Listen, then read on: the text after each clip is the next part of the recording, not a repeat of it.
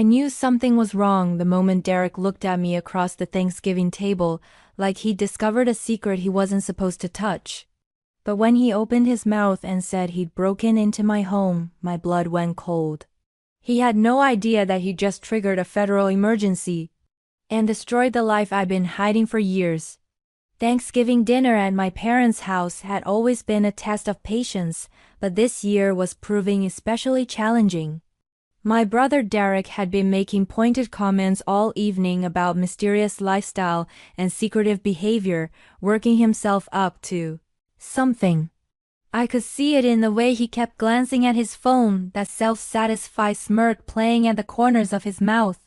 "So, little brother," Derek said, setting down his fork with exaggerated casualness, "I finally figured out what you've been hiding." I looked up from my plate where I'd been focusing intently on my turkey. "Is that so?" "Oh, it absolutely is so," Derek continued, his voice getting louder, drawing the attention of everyone at the table. "Mom, Dad, our sister Rachel, and her husband Tom. I've been watching you for the past 2 years. Always dodging questions about where you live, what you do, why you're never available for family events." I decided it was time to get some answers. My hand tightened slightly on my fork, but I kept my voice level. "Derek, what did you do?" "What I should have done a long time ago," he announced, pulling out his phone. "I followed you home last month. Watched which apartment you went into. Then today, while you were on your way here, I paid your place a little visit." The table went silent. Mom's hand flew to her mouth. Rachel looked shocked. Dad's expression was harder to read, somewhere between concern and curiosity. "You broke into my apartment," I said, quietly. It wasn't a question. "Your door wasn't exactly Fort Knox," Derek laughed, starting to swipe through photos on his phone. "Took me maybe 2 minutes to pick the lock. And you know what? I found your mysterious home office that you're always so secretive about." He turned his phone toward the table, showing a photo of overturned furniture, scattered papers, and open drawers. My stomach dropped, but I kept my expression neutral. "Ransacked the whole place," Derek continued, his smugness reaching new heights. "Went through every drawer, every file, every locked cabinet. You want to know what I discovered? Nothing. Absolutely nothing interesting. No secret business documents. No evidence of whatever shady dealings I was sure you were involved in. Just boring paperwork, a laptop with a password I couldn't crack, and some seriously paranoid security measures for someone who claims to be a freelance consultant." "He's a Derek," Rachel breathed. "You actually broke into his home?" "He's been lying to this family for 2 years." Derek shot back. "Mysterious phone calls, sudden relocations. Never telling us where he lives. I had every right to find out what he was hiding." Dad cleared his throat. "Son, Alex, Derek does have a point. You've been very secretive. Can you blame him for being curious?" I set down my fork carefully, pulling out my phone. "Excuse me for a moment. I need to make a call." "Oh, here we go." Derek rolled his eyes. "Another mysterious phone call. Let me guess, you need to step outside to take it. Can't let the family hear your conversations." I ignored him, standing up from the table and walking toward the living room while dialing. The phone rang twice before a familiar voice answered. "Deputy Marshal Chen. It's Alex Morrison, Code Phoenix. We have a critical security breach at my safe house location. Subject's brother conducted unauthorized entry and search approximately." I checked Derek's photos. 3 hours ago. Multiple photographs taken. Unknown if location has been compromised to additional parties. The temperature in the dining room seemed to drop 20. I could hear Derek's smug expression faltering behind me. "Alex, are you in a secure location right now?" Chen's voice was instantly professional alert. "Negative. I'm at the subject's family residence. The family is present, unaware of the situation. Do not move. Do not leave that location. I'm dispatching a team immediately. What's the address?" I provided my parents' address, acutely aware of the complete silence behind me. Team is en route. ETA 12 minutes. Alex, I need you to secure all individuals present. Nobody leaves that residence until we arrive. Is that understood? Understood. And Alex, this is bad. This is really, really bad. You know what this means? I know. I ended the call and turned back to the dining room. 6 faces stared at me with expressions ranging from confusion to dawning horror. Derek's smugness had completely evaporated. Nobody leaves, I said calmly, returning to my seat. U.S. Marshals are en route. You Marshals? Mom's voice was barely a whisper. Alex, what's going on? What's going on? I said, my voice still calm but carrying an edge now. Is that Derek just committed a federal crime? Multiple federal crimes, actually. Breaking and entering into a federal witness protection safe house. Photographing classified security arrangements, potentially compromising the location and identity of a protected witness. Derek's face had gone from red to white in seconds. Witness protection. That's your joking. This is some kind of elaborate prank.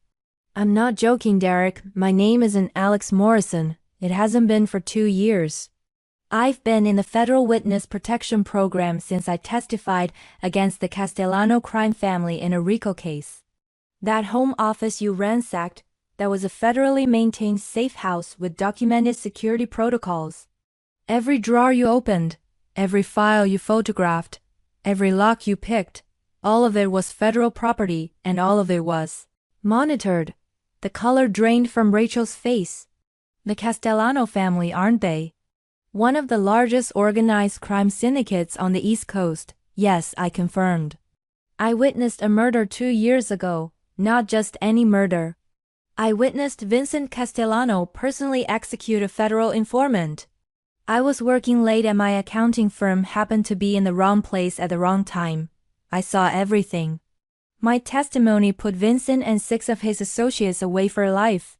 Tom spoke for the first time, his voice shaky. Jesus Christ, Alex, or whoever you are, you testified against the mob. My real name is Marcus Webb. I said I was Marcus Webb. Now I'm Alex Morrison. Living in a federally protected safe house with a completely new identity because the Castellano family has $1 million contract out on my life. Dad had gone very still, his face ashen. Son, why didn't you tell us? Because that's not how witness protection works. Dad, the whole point is that nobody knows who you really are or where you really are.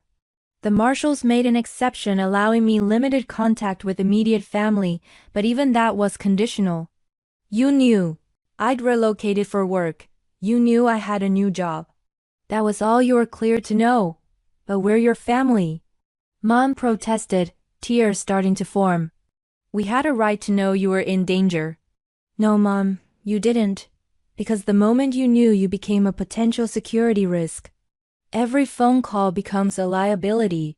Every family gathering becomes a tactical concern.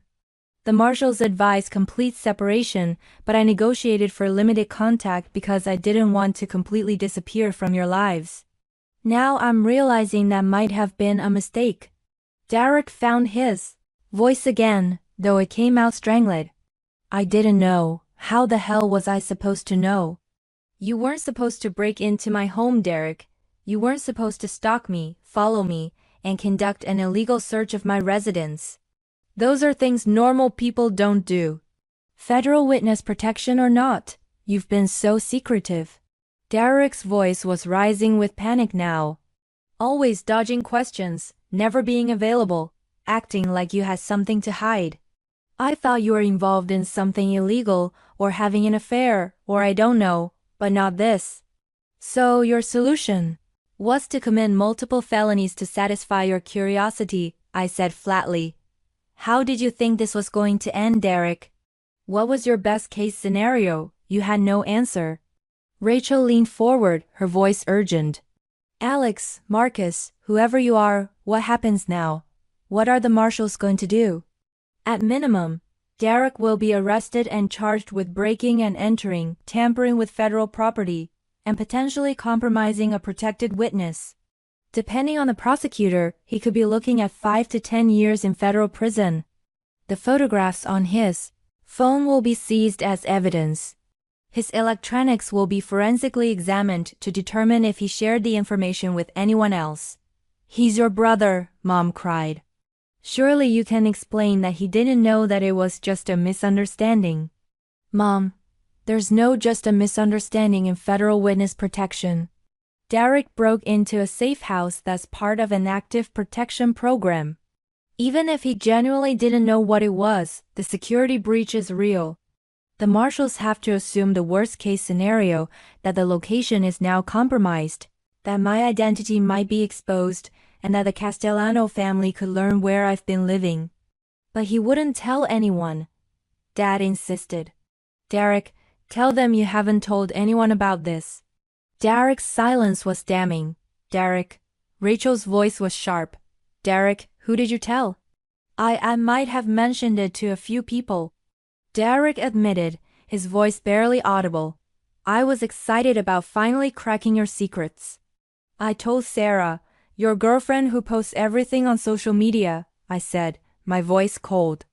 "And maybe Jake and Chris at the bar last week, but I didn't give them the address or anything specific. I just said I'd figured out where you lived and was going to check it out." I closed my eyes, feeling the full weight of the situation settling over me. "Derek, do you understand what you've done?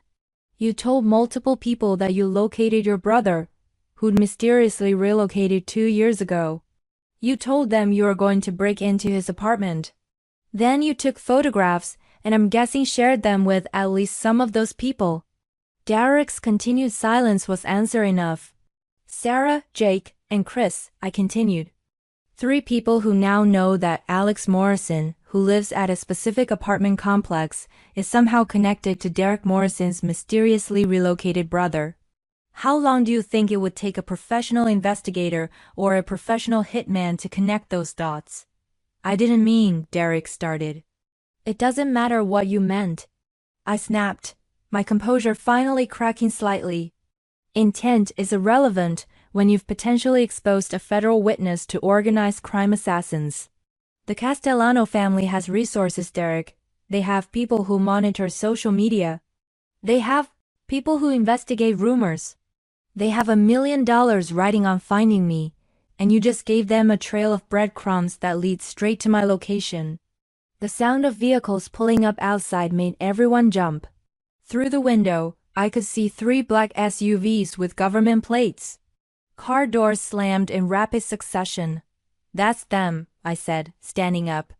"Nobody move. Let me handle this." The doorbell didn't ring. There was just a sharp authoritative knock that made it clear this wasn't a request. I opened the door to find Deputy Marshal Chin flanked by 4 other U.S. Marshals, all wearing tactical gear and very serious expressions. "Deputy Marshal Chin," I greeted him. "Alex." He nodded curtly, then addressed the room beyond me. "U.S. Marshal Service. Everyone remain seated with your hands visible. We need to secure this location and question everyone present." The marshals filed in with practiced efficiency. 2 immediately moved to secure the exits. Another began photographing the scene. Chin approached the dining room table where my family sat frozen. "Which one of you is Derek Morrison?" Chin asked, though his tone suggested he already knew. Derek raised his hand shakily, just like he had when he was a kid being called on by a teacher. "That's me, Mr. Morrison. I need to see your phone." Now Derek handed it over without protest. Chin scrolled through the photos, his expression darkening with each swipe. "You took 43 photographs of a federal safe house. You posted 6 of them to your Facebook account with the caption, 'Finally found out what my secretive brother has been hiding.' Those posts have been shared 17 times and have over 100 comments." "Oh my God," Rachel whispered. Chin looked at Derek with an expression that somehow managed to be both furious and weary. "Mr. Morrison, do you have any idea what you've done?" "I didn't know it was a safe house," Derek said, his voice cracking. I thought he was just being paranoid or hiding something. I didn't know about the witness protection thing. I didn't know about the mob. I just wanted to know why my brother was being so secretive. Your wands and your ignorance don't change the facts, Chin said coldly. You committed breaking and entering. You photographed federal property. You distributed those photographs publicly. And in doing so, you've potentially compromised an active witness protection case and endangered your brother's life. Mom started crying in earnest now. Dad looked like he'd aged 10 years in the last 10 minutes. Rachel was holding Tom's hand so tightly her knuckles were white. Another marshal approached Chin and whispered something. Chin's jaw tightened. Are you certain, sir? The social media posts have been picked up by at least 3 true crime forums. One user has already identified the apartment complex based on visible details in the photos. Chin turned back to Derek. Derek Morrison, you're under arrest for violations of federal law, including breaking and entering of federal property, tampering with witness protection, security measures, and reckless endangerment of a protected witness. You have the right to remain silent. As Chin read Derek his rights, another marshal approached me. Alex, we need to move you immediately. This location is compromised. We're implementing emergency relocation protocols. How long do I have? 20 minutes to grab essential items from your current safe house. Then you're being moved to a secure facility until we can arrange a new placement. Your current identity is burned. We'll need to start over with a new name, new location, new everything. I nodded, having known this was coming the moment I understood what Derek had done. What about my family? They'll be questioned. Their electronics seized for examination and they'll be under surveillance until we're certain the Castellano family hasn't made contact. If we determine there's a credible threat, they may need protective custody as well. Rachel found her voice. Protective custody? We're in danger now too. The marshal turned to her. Ma'am, your brother posted photographs of a federal safe house on social media. Those posts have been shared and commented on extensively. It's possible that the Castellano organization has already seen them. If they decide to use your family as leverage to find Alex Marcus, then yes, you could be in danger. This can't be happening, Mom. This is Thanksgiving. We're supposed to be having dinner. This can't be real, Mrs. Morrison, Chin said, his voice slightly gentler now. I understand this is overwhelming, but I need you to understand the gravity of the situation. The Castellano family is not a group of petty criminals. They're a sophisticated criminal organization with resources, connections, and a very strong motivation to find your son. Vincent Castellano is serving 3 consecutive life sentences because of Marcus's testimony. His brother, Anthony Castellano, has publicly sworn revenge. The $1 million contract on your son's life is very real, and the people who want to collect it are very dangerous. What happens to Derek? Dad asked, his voice hollow. That depends on several factors, Chin replied. His cooperation with our investigation. Whether the photographs he took and distributed lead to any actual security incidents. Whether your son's new location is compromised as a result of this breach. At minimum, he's facing federal charges that carry substantial prison time. At maximum, if anything happens to Marcus as a result of this breach, Derek could be charged as an accessory to murder. Derek made a strangled sound. A female marshal was already cuffing his hands behind his back. Derek, I'm so sorry, Derek said, looking at me with genuine terror in his eyes. Now, I didn't know. I swear I didn't know. Was just angry that you were shutting us out. I thought you were being selfish or hiding something bad. I never imagined. I know, I said quietly. But knowing you didn't intend this outcome doesn't change the fact that it's happening. You made a choice to break into my home. You made a choice to photograph it. You made a choice to post those photographs publicly. Every one of those choices led directly to this moment. What happens to you? Rachel asked me, tears streaming down her face. Do we ever see you again? I don't know, I admitted. The marshals will have to assess the risk level. If they determine that continued family contact is too dangerous, then no, you won't see me again. I'll simply disappear and Alex Morrison will cease to exist along with Marcus Webb. That's not fair, Mom protested. You witnessed a crime. You did the right thing by testifying. Why should you be punished by losing your family? Because the alternative is being dead, Mom. The Castellano family doesn't forgive and they don't forget. I knew the risks when I agreed to testify. I made peace with potentially losing everything 2 years ago. I'd hoped I could maintain some connection with all of you, but Derek's actions tonight have made that impossible. The marshal, who'd been talking to me earlier, returned. Alex, we need to move. No. Our surveillance team has picked up unusual activity near your safe house. We can't confirm it's Castellano related, but we're not taking chances. I nodded, then looked at my family one last time. Mom was still crying. Dad looked broken. Rachel was holding herself together, but barely. Tom just looked stunned like he couldn't quite process what was happening. And Derek, now handcuffed and flanked by marshals, looked like his entire world had collapsed. I'm sorry, I said to all of them. I'm sorry I couldn't tell you the truth. I'm sorry my situation has pulled you into something dangerous. And Derek, I looked at my brother directly. I'm sorry that your curiosity and your inability to respect boundaries has led to this. I hope you understand eventually that this isn't something I'm doing to you. This is something that's happening because of choices you made. Please, Derek whispered, please don't let them take me. I'm your brother. You were my brother when you decided to break into my home, I said, my voice steady despite the pain in my chest. You were my brother when you posted those photographs online. You were my brother when you told multiple people about your plans. Being my brother didn't stop you from doing any of those things. It doesn't erase the consequences now. Chin gestured to the marshals holding Derek. Get him out of here.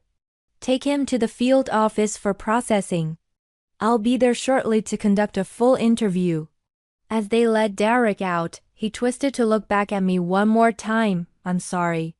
I'm so sorry. I didn't respond. What was there to say? After Derek was gone, Chin addressed my parents and Rachel. All of you will need to come to our field office to provide statements. Your phones, computers, and any other electronic devices will be seized for examination. You'll be asked to provide detailed information about everyone Derek might have told about this situation. Do you understand? They nodded numbly. We'll also be placing surveillance on your homes and monitoring your communications for the next several weeks at minimum. If anyone contacts you asking about Alex Morrison or Marcus Webb, you report it immediately. If anyone you don't know starts showing unusual interest in your family, you report it immediately. If you notice anything suspicious, anything at all, you report it immediately. Your lives may depend on it. Deputy Marshal Chin, Rachel said, her voice shaking. Is my family really in danger? Is this really as serious as you're making it sound? Chin looked at her with an expression that was almost sympathetic. Ma'am, I've been with the Marshal Service for 15 years. I've worked witness protection cases that whole time. The Castellano family is one of the most dangerous organizations we deal with. They've killed federal witnesses before. They've killed witnesses' family members before. They've killed people who are even tangentially connected to cases against them. So yes, this is really as serious as I'm making it sound. Maybe more serious. He turned to me. Alex, we need to go. Your escort is ready. I looked at my family one last time. I love you all. I'm sorry it ended like this. Take care of each other. Mom stood up, moving toward me, but a marshal gently intercepted her. Ma'am, please, we need to move the witness immediately. Please, Mom begged, looking at me. Please be safe. Please don't disappear forever. You're my son, I can't lose you. I'll be as safe as the marshals can keep me, I said. But Mom, you need to prepare yourself for the possibility that you might not see me again. Derek didn't just compromise my location. He compromised everything. My entire identity might need to be buried and rebuilt from scratch. Chin put a hand on my shoulder. Time to go. I followed him out to one of the SUVs flanked by armed marshals. As we drove away, I looked back at my parents' house, watching my mother collapse into my father's arms on the front lawn. Rachel and Tom standing helplessly beside them in the SUV. Chin handed me a tablet. We need to start documentation of everything you remember about the safe house setup, your routines, anyone who might have seen you regularly. We're also going to need a complete list of everything Derek had access to. He photographed everything, I said. Every room, every drawer he opened, all the security measures I'd installed. We know we've already started analyzing the photos. The good news is that most of the security measures aren't visible in the images. He didn't know what to look for. The bad news is that the layout is clear, and anyone with experience could use that information to plan an approach. What are the chances that the Castellano family has already seen the photos? Chin hesitated. We're operating on the assumption they have. It's been 3 hours since Derek posted them. That's more than enough time for the information to reach interested parties. So my safe house is completely compromised. Not just your safe house. Alex, your entire identity in that city is compromised. Every place you regularly visited, every person you interacted with, every routine you followed, all of it has to be considered burned. We're starting over from scratch. I nodded, feeling the weight of what that meant. 2 years of building a life, creating an identity, establishing routines.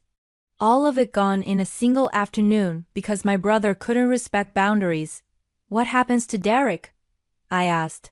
That's up to the federal prosecutor, Chin replied. But between you and me, he's looking at serious time. Breaking and entering a federal property alone is 5 years. I had the witness protection violations, the security breach, the social media distribution. And he could be facing 10 to 15 years easy. If anything happens to you as a result of this breach, those charges escalate significantly. He didn't know what he was doing. Doesn't matter. Ignorance isn't a defense for federal crimes. He made a conscious choice to break into your home. He made a conscious choice to photograph everything. He made a conscious choice to post those photographs publicly. Every single one of those choices was illegal witness protection or not. The fact that his illegal actions compromised a federal witness just makes it exponentially worse. We drove in silence for several minutes before Chin spoke again. For what it's worth, Alex, I'm sorry. I know you negotiated hard to maintain family contact. I know how much it meant to you. This is a worst-case scenario. It is what it is, I said. I knew the risks. I just didn't expect the threat to come from my own brother. Family is often the weakest link in witness protection, Chin said. Not because they're malicious, but because they don't understand the stakes. They think they have a right to information, a right to know where you are and what you're doing. They don't grasp that those rights can get you killed. My phone buzzed. The encrypted phone the marshals had provided, a message from the relocation team. Apartment clear, packed essentials. Ready for transport to temporary facility. That's that then, I said. Alex Morrison is officially dead. We'll create a new identity for you, Chin assured me. New name, new location, new background. We'll do everything we can to keep you safe. I know you will. You've been good to me, Chin. I appreciate it. Just doing my job, he said. But there was something almost warm in his voice. Though I have to admit, you're one of the better witnesses I've worked with. Most people in your situation would be falling apart right now. You're handling this with remarkable composure. Falling apart won't change anything, I said. My brother made his choices. I made mine when I agreed to testify. Now we both live with the consequences. As we drove toward the secure facility where I spent the next few weeks while the marshals arranged my new life, I thought about Thanksgiving dinner, the turkey that never got eaten, the family gathering that ended in handcuffs and tears.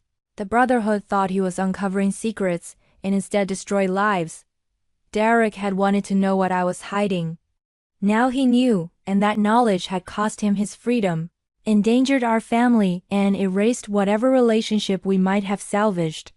I wondered if years from now, when he was released from federal prison, he'd think it was worth it, if his curiosity had been satisfied, if he'd learned anything from the experience. But mostly I wondered if I'd ever see any of them again. My mother's tears, my father's broken expression, Rachel's fear, Tom's shock. Those images would be the last memories I had of my family as Marcus Webb. Tomorrow, I'd wake up with a new name in a new place with a new life. And Derek would wake up in a federal holding cell facing a decade or more in prison.